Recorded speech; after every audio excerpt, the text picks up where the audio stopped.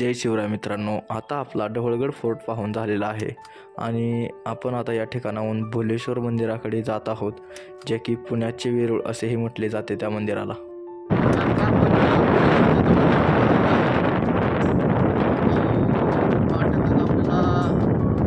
एक नंदीची मूर्ती पाहायला मिळते, बघू शकता. या ठिकाणी एक नंदीची मूर्ती आहे. तर असं इथले लोक बोलतात आहे की हा नंदी वर्षानुवर्षे इकडे जेजुरीच्या दिशेने चालत आहे. तर या ठिकाणाहून आपण पुढे चालूया. मित्रांनो, समोर आपल्याला भोलेश्वरचं मंदिर पाहायला मिळते.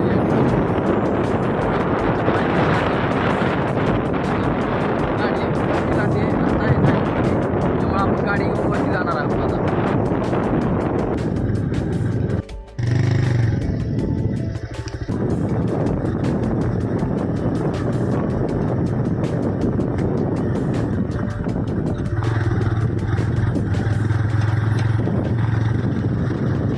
मित्रांनो, थोडंसं पुढं चढून आल्यानंतर, गाडीवरती आल्यानंतर या ठिकाणी डाव्या हाताला आपण पाहू शकता की काही असे दगडाचे कोरीव शिल्प काम केलेले आहेत.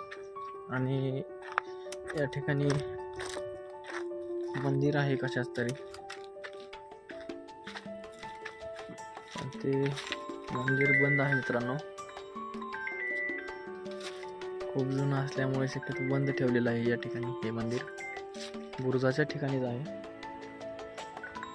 आणि खालच्या साईडला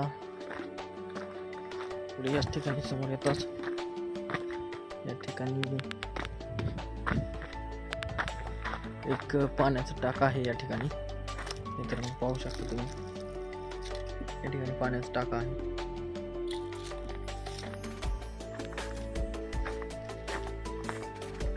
चला आता पुढे चालूया भोलेश्वर मंदिराकडे.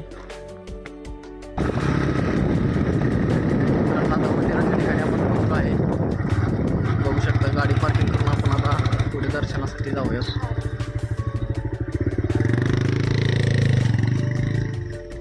या ठिकाणी लोक खूप दर्शनासाठी येत आहेत. हे मंदिर खूप प्राचीन आहे. या ठिकाणी आपण आता मंदिराच्या दरवाजाकडे चाललेलो आहे दर्शनासाठी.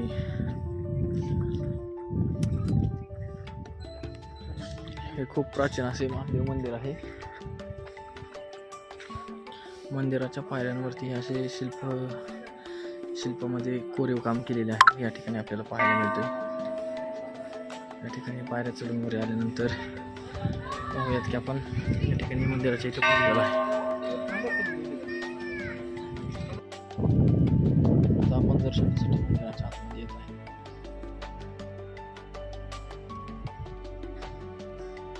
ठिकाणी बघू शकता मित्रांनो, मंदिर असं प्राचीन आहे.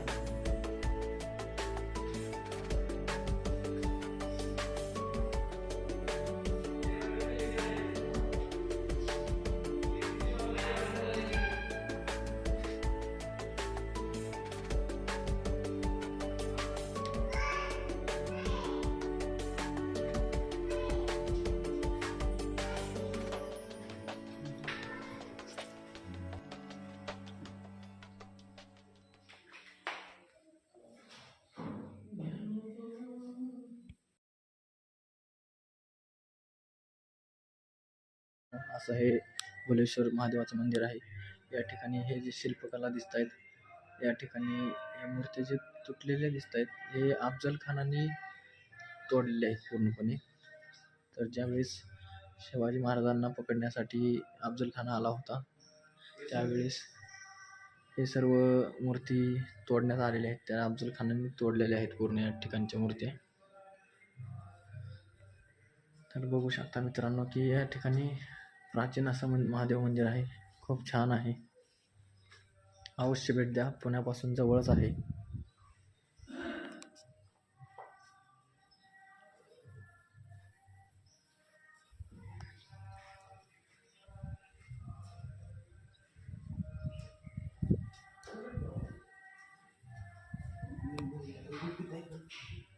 मंदिराच्या बाहेर आल्यानंतर असं या ठिकाणाहून पूर्ण असं वातावरण दिसतंय. या ठिकाणचं या ठिकाणी पाहू शकता की पुण्यापासून जवळच आहे मित्रांनो हे मंदिर. तुम्ही कधीही येऊन भेट देऊ शकता मित्रांनो. हे पहा.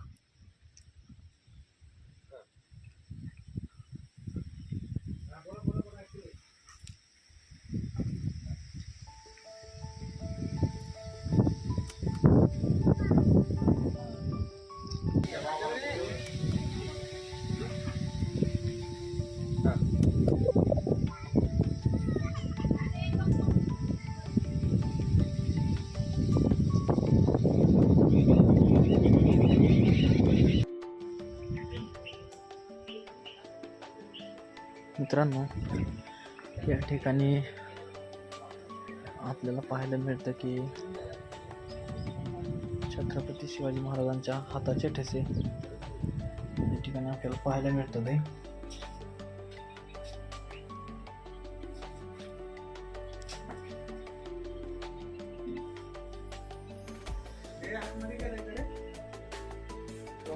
पूर्ण आतमध्ये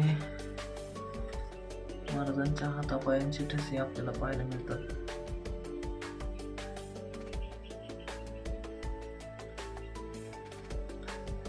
आतमध्ये अंधार असल्यामुळं एवढं काय जास्त स्पष्ट नाहीये दिसत.